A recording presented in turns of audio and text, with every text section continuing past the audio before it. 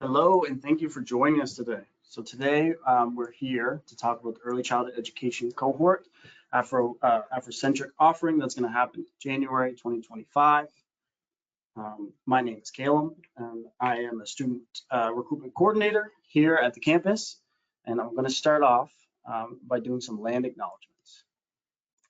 So NSCC is located in Mi'kmaq, the unceded territory and traditional homeland of the Mi'kmaq Nation. Our relationship is based on a series of peace and friendship treaties between the Mi'kmaq Nation and the Crown dating back to 1725. As treaty beneficiaries, we know that we recognize we are all treaty people. And of course, African Nova Scotian recognition, NSCC recognizes African Nova Scotians as a distinct group have been arrived here over 400 years ago. So in that time, they've contributed to the infrastructure and economic wealth of the townships and cities that they have helped build, and from that which then they have not benefited from. So just a little bit about myself. I mentioned before, my name is Caleb Beaver. My folks derive from Mount Uniacke area in North Preston. So I'm a Smith, I'm a David, and happy to always encourage folks to learn more about where they come from and understanding what contributes that African Nova Scotians had with the land that we actually reside on today. So throughout this webinar, you'll notice a little bar on the side. So everyone that is here live currently is muted and will remain muted. Their camera is also not on and will remain off for the entire integrity of the actual webinar.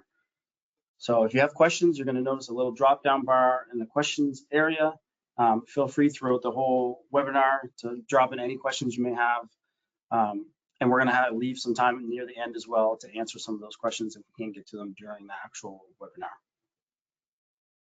But I'm not here alone. I'm also here with some other presenters, if they don't mind introducing themselves. I'm Justin, the faculty of the Africentric Early Childhood Program. I'm Kiana May. I am a student who will complete the program on November 8th. Yes. I'm Lariah Jordan, and I will also be completing the program on November 8th. That's great. Thank you so much. So as you know, we have an instructor, we have students that are actually in the cohort. So hopefully they're able to touch on some details that you can't find on our website, or some stories about what it is like to be in the cohort itself to help you make a decision if you'd like to join the cohort or not. Early childhood education. So the criteria, the admissions requirements to be able to be eligible to be in the program: graduate high school. So your graduation diploma or equivalent, and you must identify as African Nova Scotian residing in Nova Scotia. Program requirements, these are some things that you can get throughout the process of getting into the program. So completion of your emergency first aid, criminal record check, or some of those things are things you can actually get done while you're in the midst of the actual cohort, but have some important deadlines we'll talk about a bit more throughout the cohort. It is a 2-year program, diploma, as I mentioned before, starting in January 2025. So right around the corner. A little bit about our accelerated. This is offered for folks who are already in the work field and that already have some experience. This is an offering that's online for folks that already have proof of their level 1. I'm not going to touch a whole lot about this offering, but if you want to know more, we left an email down below, africentric.ece@nscc.ca, if you are considering applying for it or just want to know a bit more about it. So right now our study options for Africentric cohort are at Akerley campus in Dartmouth.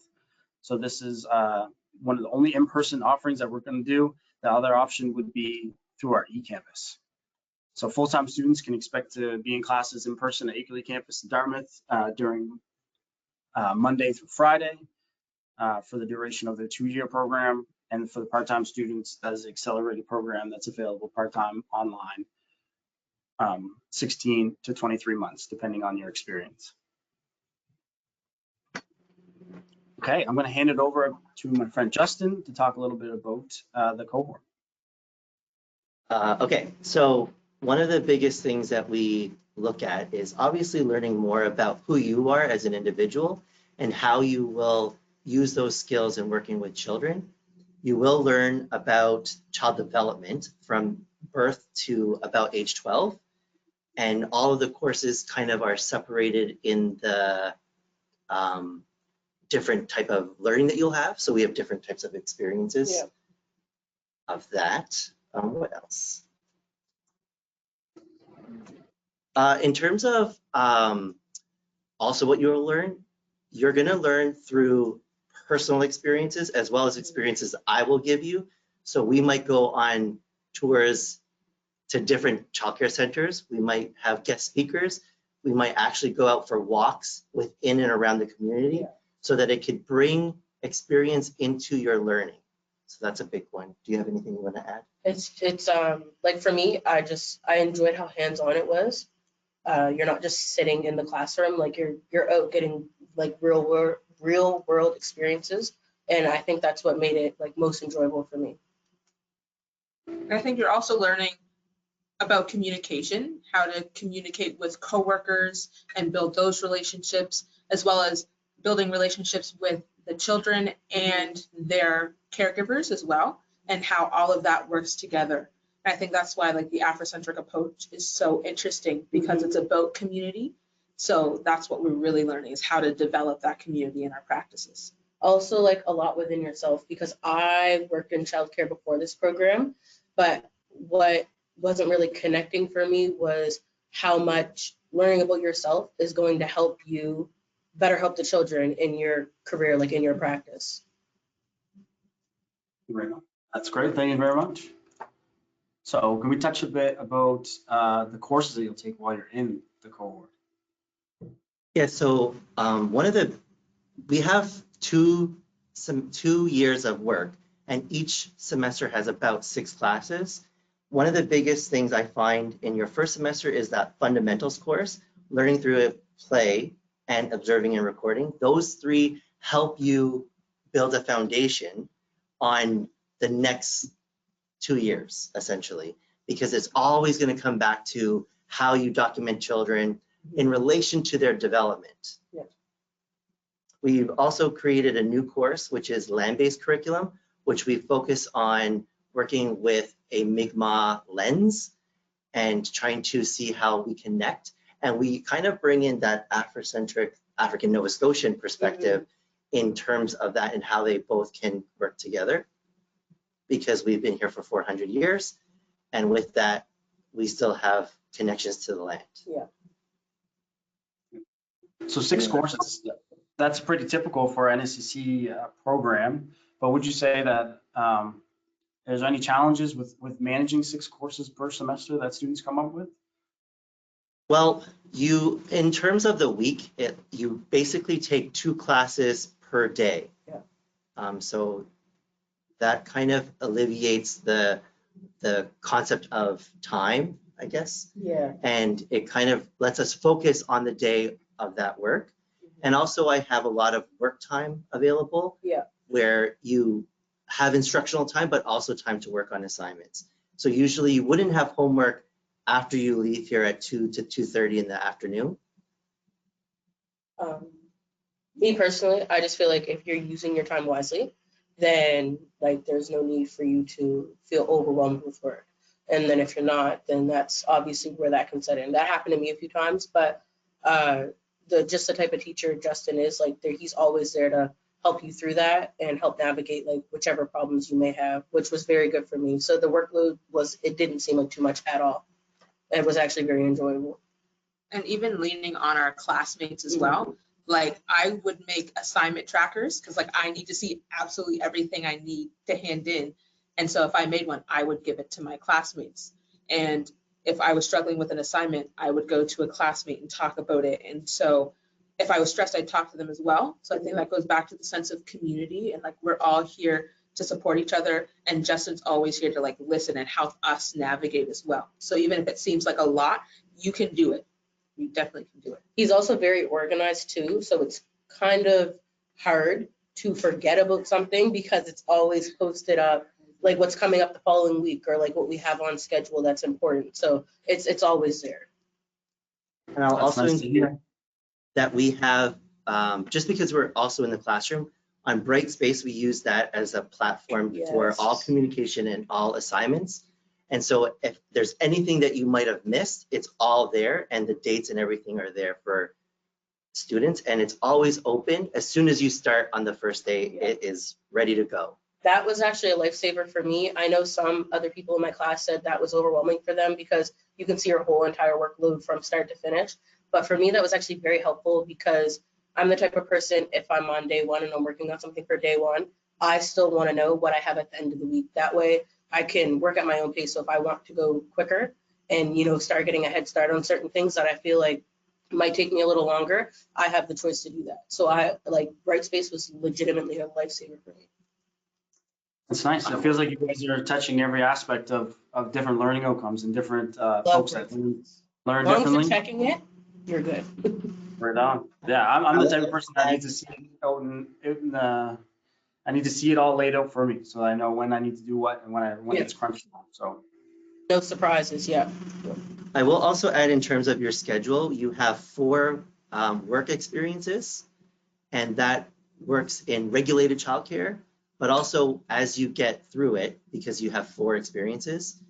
The first 2 are within pre-primary and a regulated childcare, which is a licensed childcare. And then in your last 2, it can be a little bit more tailored to what you like. So if you're saying that you want to be only in childcare, it can relate to that. If you wanted to go into a family resource center or a day home, we can find places that can support that learning. So we really look at that. And in your 4th one, you could also follow a director and learn about what that role looks like. So there's 4 work experiences around that. A lot of opportunities, yeah. it's great. We're gonna keep on moving along. Experimental learning. You want to talk a little bit about your experience since you've been with the college there, Justin?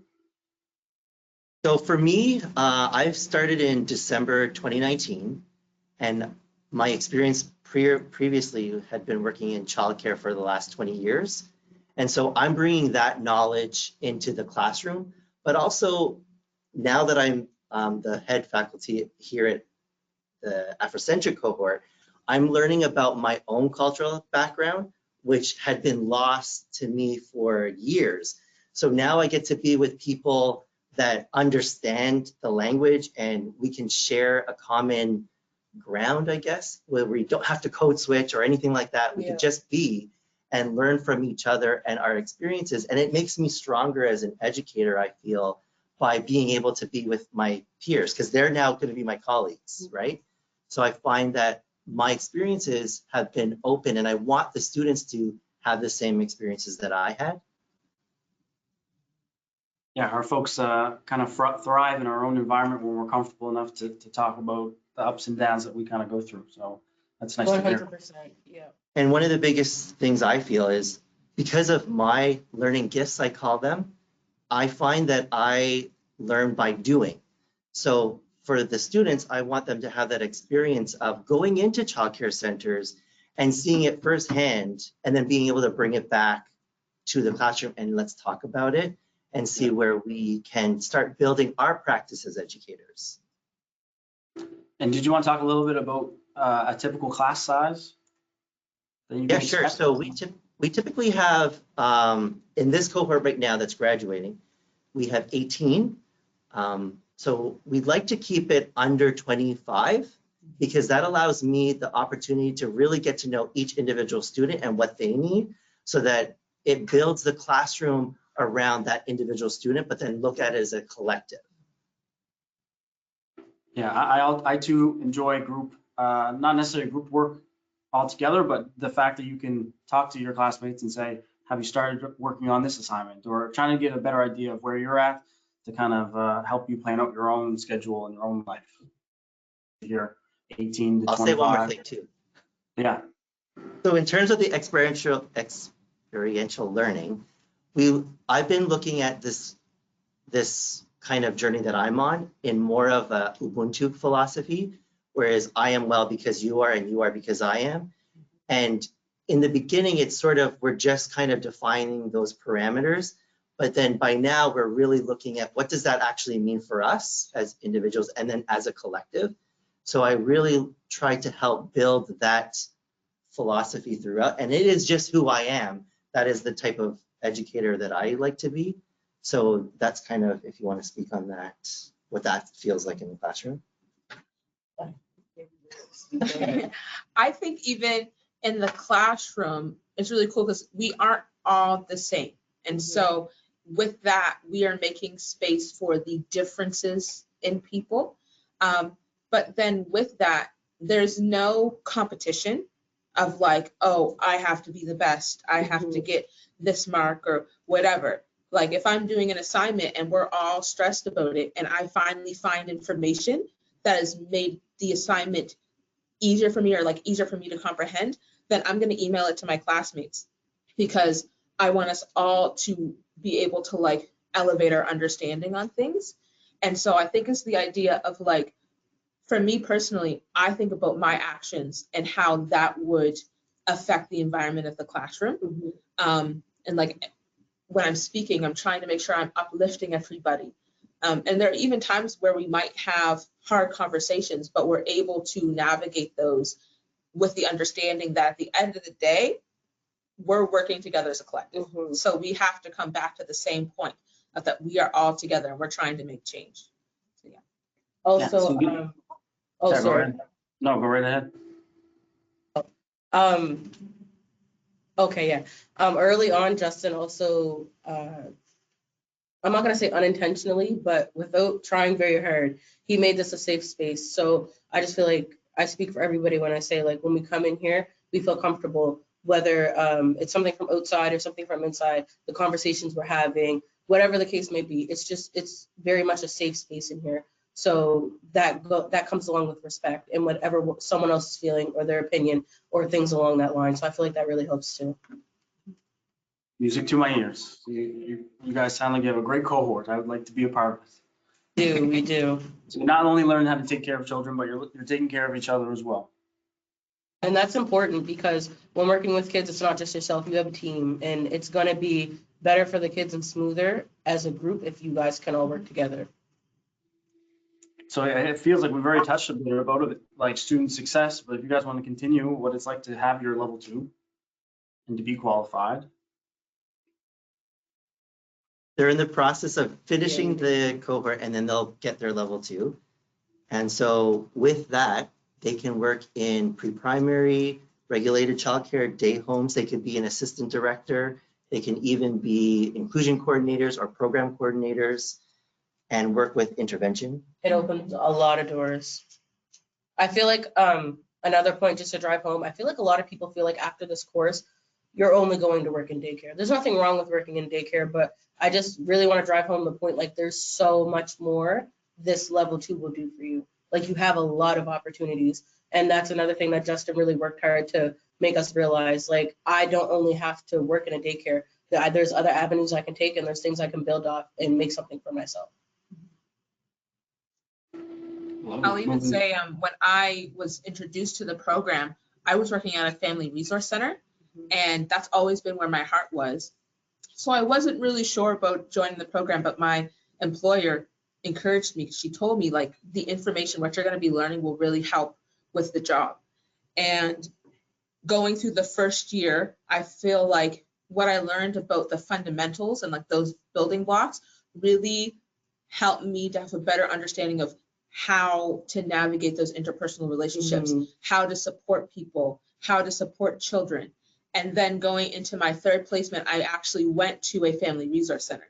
So there's a lot more. It's not as rigid or restrictive as people think. And I think this course really gives me the information necessary to do those jobs well. Yeah, it really hits home the fact that Justin talked about learning about yourself first and then getting to know how you take care and learn from others. So you guys kind of talked about it a little bit, but as you know, NSCC is home to many, many, many programs that actually combine college and university. Some familiar partnerships that are with ECE cohort are actually Mount St. Vincent University. You can continue on to do your level 3 and University of St. John. So you can do a Bachelor of Applied Management with the college. So you could study at NSCC for your 2 years, And if you'd like to continue your education, you can do so through many programs, but the one we're highlighting today is a cohort that's actually at Mount St. Vincent University. And then I talk a little bit about program fees and the cost. Of course, it costs to be in school. So NSCC, most of our programs, for the majority, I would say close to 90%, 95% of our programs are going to ask a tuition of $3,620 each year. And then if you are an international student, that price is $11,690. Of course, there's a little bit more fees that come with that. So your additional program fees, this comes with like your UPass, your ID, all the logistics of what it is to be at NSCC. Justin, did you want to talk a little bit about why it says $0 down for textbooks? Yeah, so we actually don't use textbooks in this cohort. We do have online education resources where we, me specifically, I have written some of the textbooks that we can use online, so students don't actually have to pay for that type of resource. And a lot of the things that I found, it really didn't reflect African Nova Scotians or Black descendants in early childhood. So I will just add this little note that we actually are creating resources as the programs develop, and I'm using it for the other classes that come after them. And we're also lending that into the general cohort of early childhood. So they're bringing in more of an Africentric and an African Nova Scotian lens into their teaching if they're not just in this classroom. That's great. Yeah, I spent some time as an advisor at Ivy campus, and I think one thing that we kind of adjusted where folks were looking for Afrocentric or cultural tutoring, and then when I was offering the tutoring, it was actually only online at the time. So I had students that I advised that learned that had some difficulties with navigating the online spaces, but then my tutor that I had offered them were actually only available online as well. So that's something that the college had to look back and say, we're offering cultural responsive tutoring, but what does that look like realistically for our students? And some of our students, like, hands-on learners need to see it in front of them. So it's kind of a realistic expectation of what our students need to be reflective of what's going on in their classrooms. And then if I didn't have a laptop, would I be able to take this course? Yes, so we have laptops available to students when they start, and that's available in January. Beautiful. Free of charge to borrow. So this is the space where I talk a little bit about scholarships and bursaries and how you could be potentially funded in your time spent at NSCC. NSCC offers $3 million in scholarships. That is a lot of scholarships. So kind of the breakdown for scholarships are, there are entrance scholarships, the scholarships that you have available to yourself prior to getting into NSCC. But also we do what's called a student awards portal. So what you do is apply to the ECE, you get your acceptance letter back, and now you've kind of been matriculated through our system. We would have your, what we call a W number or an email attached to your name. And we'd ask you to fill out that student awards portal, and the fact that you fill out your basic information to start. So your name, your email, just your basic information, maybe a couple questions about your hobbies or what you're interested in and why you're doing your study. And then that would process through our student awards portal, and we would automatically apply you to a handful of those. But we also suggest that students go back into that student awards portal after they've been processed through and accepted in NSCC and look at what's available. So up to $3 million in scholarships. Some of them are very specific based off of what program you're taking, and some of them are very vague and open to any and all that apply. So we will automatically apply you to some, but for folks that are very keen and want to get ahead of the curve, I suggest once you do get that student awards portal, that first initial questionnaire filled out, you go back in and see all the awards that are available. We're going to leave our contact at the end of this. We're going to have contacts for who is your advisor, and that kind of discussion if you would like to know more about those bursaries on behalf of NSCC.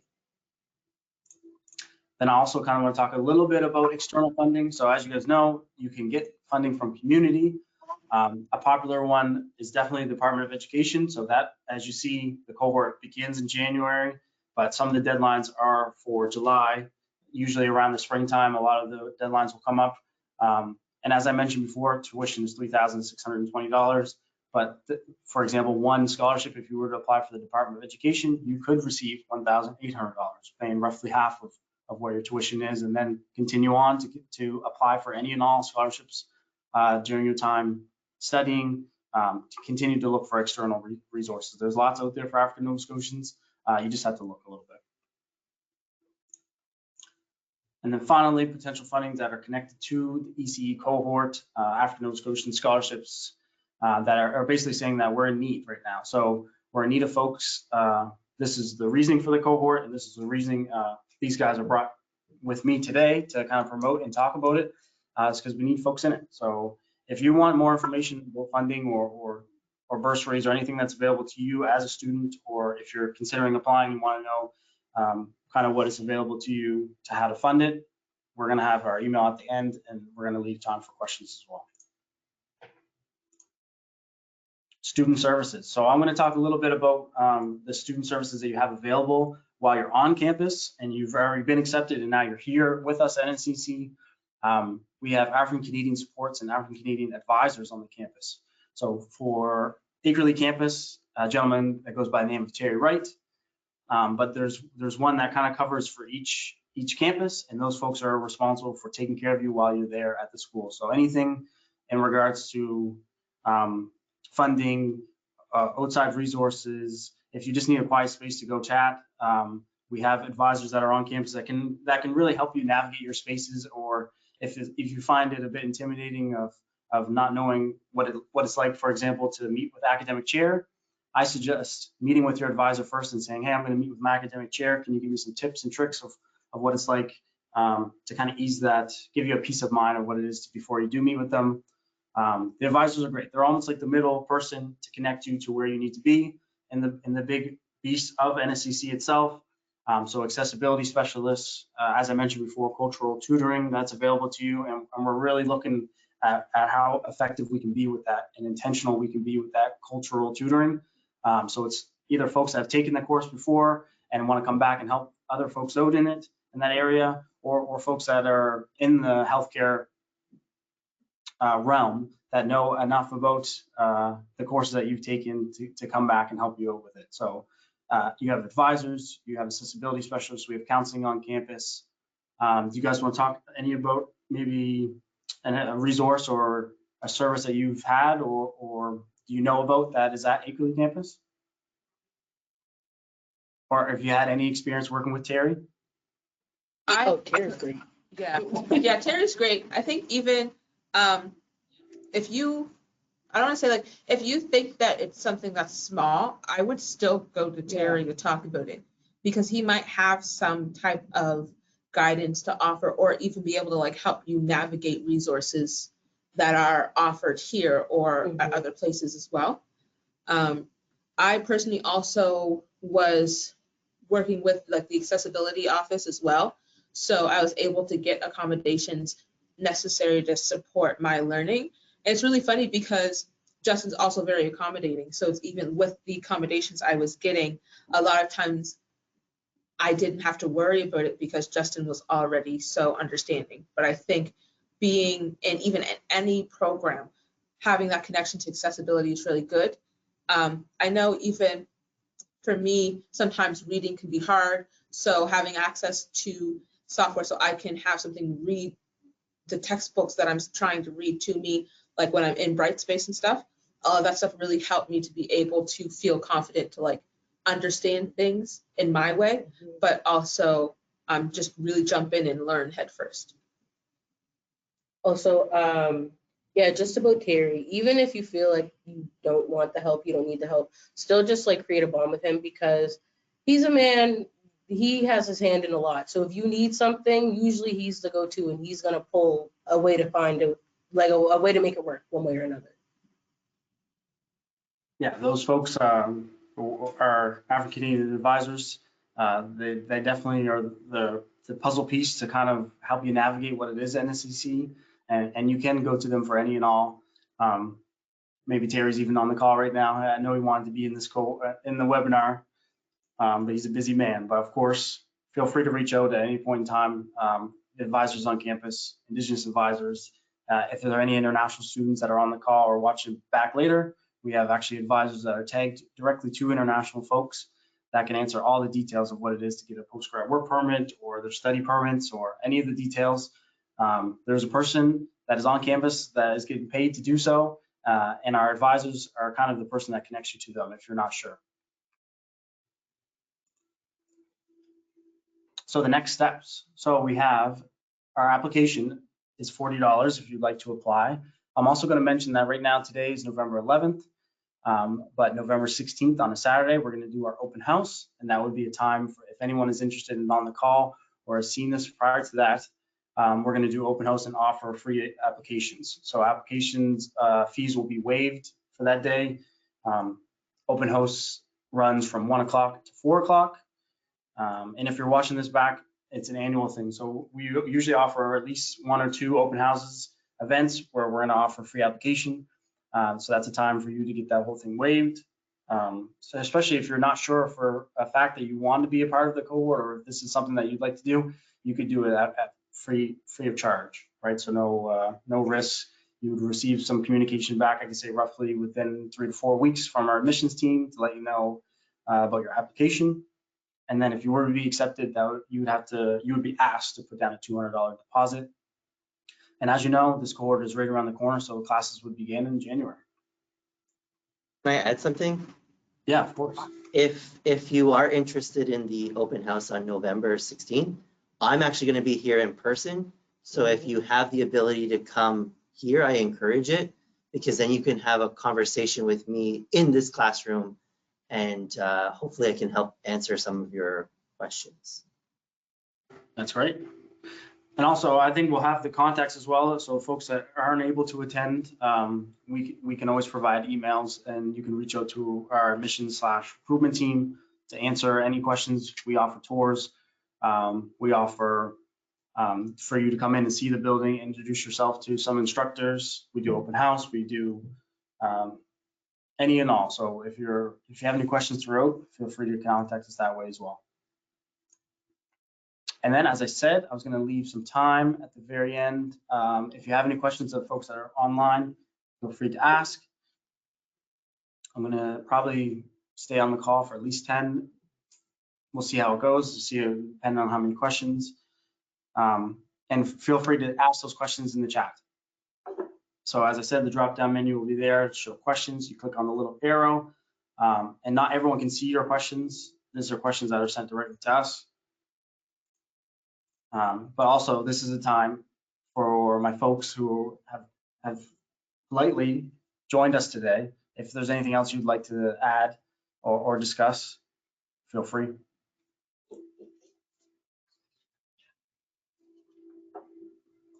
Am I able to just say something else? Yeah, of course. This is your time. I also just wanted to say, if there's anybody who is worried about going to school full time and then also trying to find a way to make ends meet, there's a program called Nova Scotia Works, or Student Works. And I don't know how it works for everybody. I know they reached out to me, but you could also reach out to them. And it's actually funding. They'll help you receive funding every 2 weeks while you're in school. That way it can alleviate some of the pressure of trying to make ends meet while also going to school full time. Because if you're in school full time, you're not going to be able to work like a full-time job. Also, like it might be hard. So they help with that. And there's different types of things you can receive from them. So also reaching out to them would be very helpful, because that helped me. So much. Yeah, this is kind of on par with the question that we actually have. I'm going to read it off. So it says, do students have time to work part-time while in the full-time program? How do students find the workplace? How do students find the work placements? So kind of the part one. So do you have any students that maybe struggle with working a full-time or part-time job while studying the Africentric cohort? Yeah, a lot of us actually were working. So it was the sort of thing like where you're in school and then you're leaving school and going to work. Or I know me personally, I don't know why I did it, but I was working nights and then doing school in the day. It was very hard. But the point is, like, even if you're just working, like, if you're going to school and then you're working maybe a part-time job 3 days out of the week, like I said, if you go to Student Works, you can still get paid through that, and that's a bi-weekly pay. So it's obviously not enough to live off of, but it helps you like tremendously. Like, it really does make the difference. And I'll also add, our classes are usually done by 2 o'clock, 2:30. Mm-hmm. So if anybody wanted to work, you can work from 3 o'clock till whatever time you need.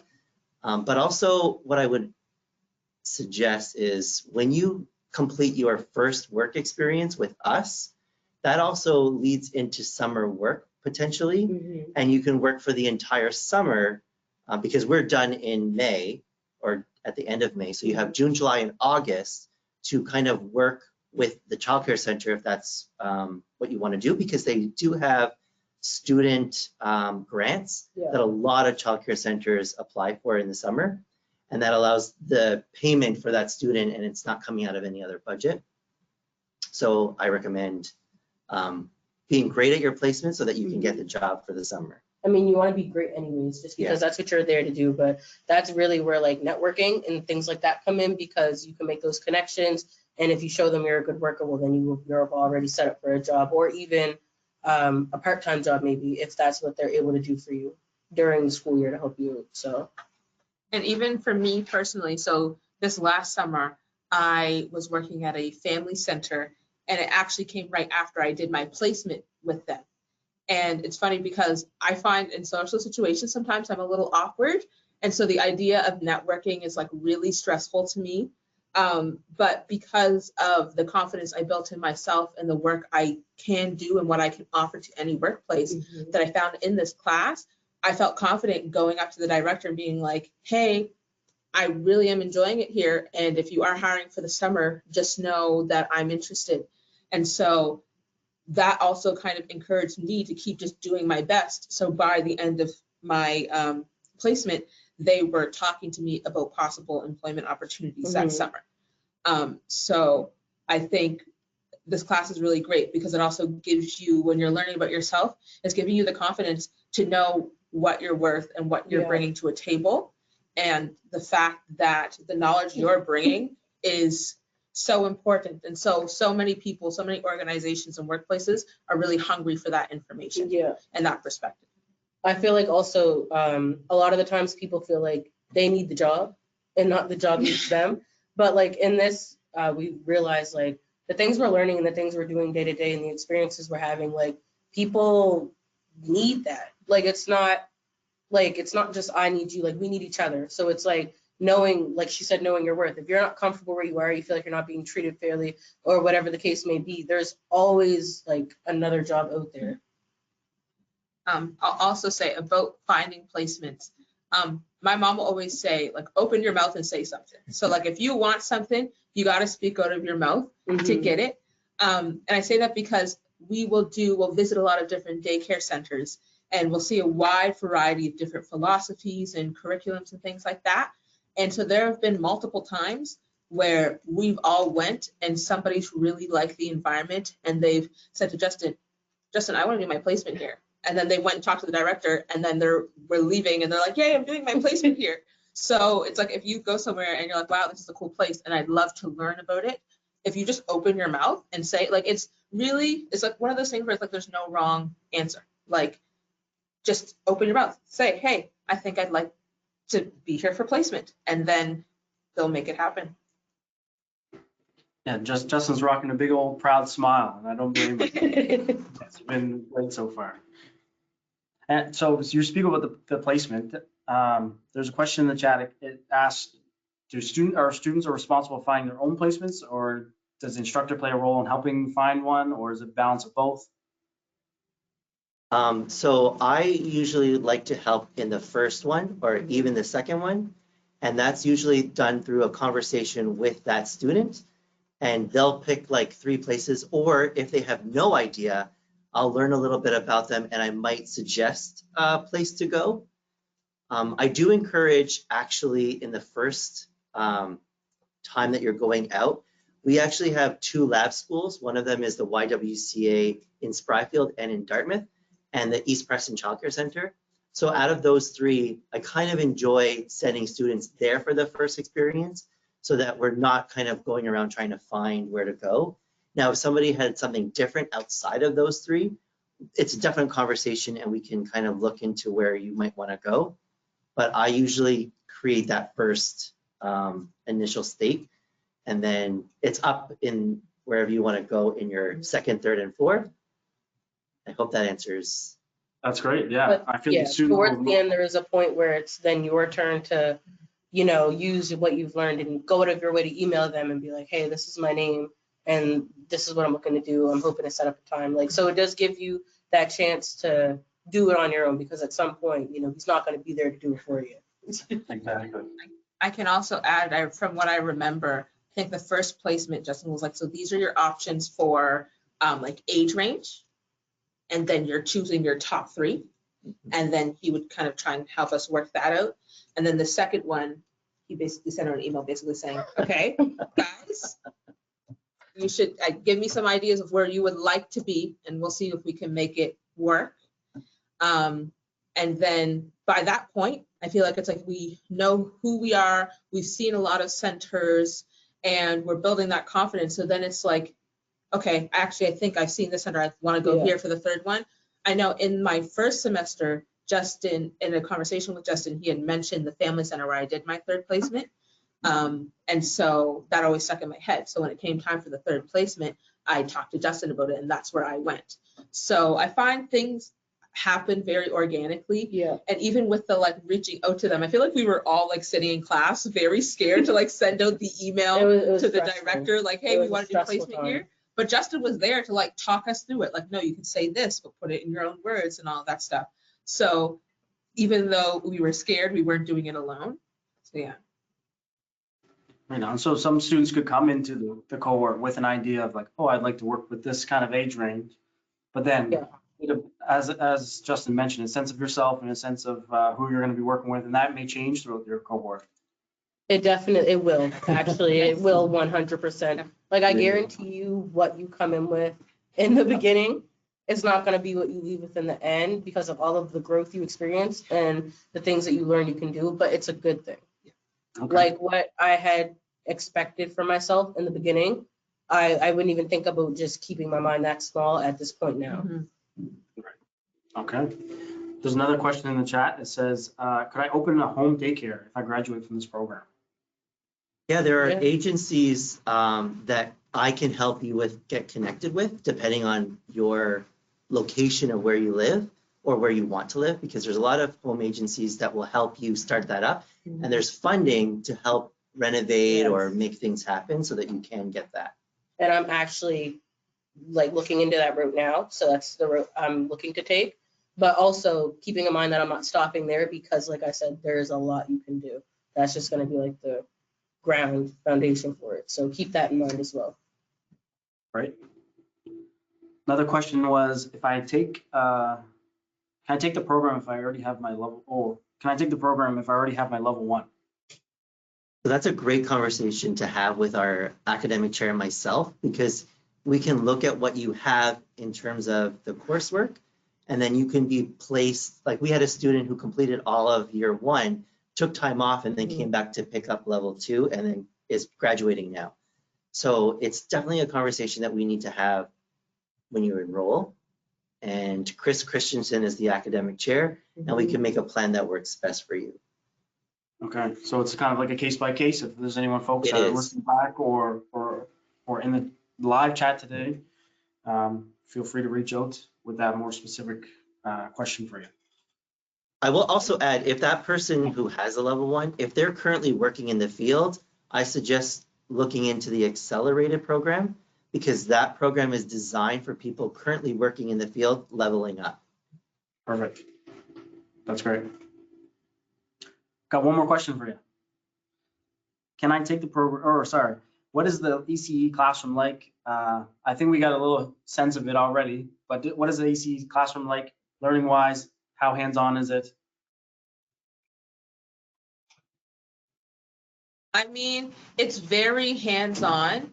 I think it's really cool because it teaches us really, or simulates in a unique way, what an ECE classroom, like when you're in the workplace, is going to feel like. So a lot of times, like sometimes we'll walk in the class and Justin has all of these materials pulled. We're kind of like, what's going on? And he's like, okay, make an activity. And Yeah. at the beginning, it was kind of like, what if we do it wrong? Seems very random. And Justin would always remind us, like, you're not going to do it wrong, and don't even look at it from, am I doing it right or wrong? But we're going to always take what we've done and expand. Mhm. And so if we were to look at ourselves at the beginning of the program and how we are now, it's like Justin were to say, go outside, pick up some sticks and do something, we'd all have something really unique that would be very educational for the children. So I think in that sense, it's very hands-on, and we're getting to talk to elders in the community, which I think is really important. Mhm. And we're learning so much about our history as ECEs, Black ECEs. So yeah, and I think it's also hands-on in the way that everybody wants it to be. It's like what might work for me might not work for Lariah, Mhm. and we're all able to like make it work. Also, like just the environment itself, like the classroom environment itself, it's just, I don't really know how to explain it. It's just very like positive. It's very like just like a very thriving environment.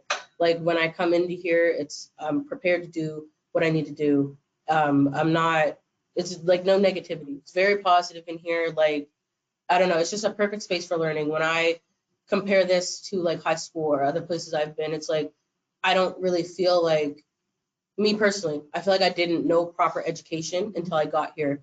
And in saying that, it's teaching me how to give that to others, whether it's him leading by example and maybe having invitations on things set up on the desk when we come in. It's like, that's showing me how to do that for my own class when the time comes. So like, it is very hands-on, and it's like, you're very much learning from real world experiences. So it's like, when you move on, you can't really forget, because you weren't just reading out of a textbook, or you're not just listening to lectures or writing papers. It's like you're really doing it. So it's already instilled in you. I hope Justin continues to teach year after year. Folks are asking about. Someone asked in the chat, is it intake only in January? Is it intake in January each year? Yes. We have been trying to see if we can change that, but as of right now, it's only January as an intake, and it moves as a cohort. So the next one will be January 2027. Okay, that's good to know. I think we've answered all the questions so far. Is there any other final comments you folks have for the folks listening or watching back?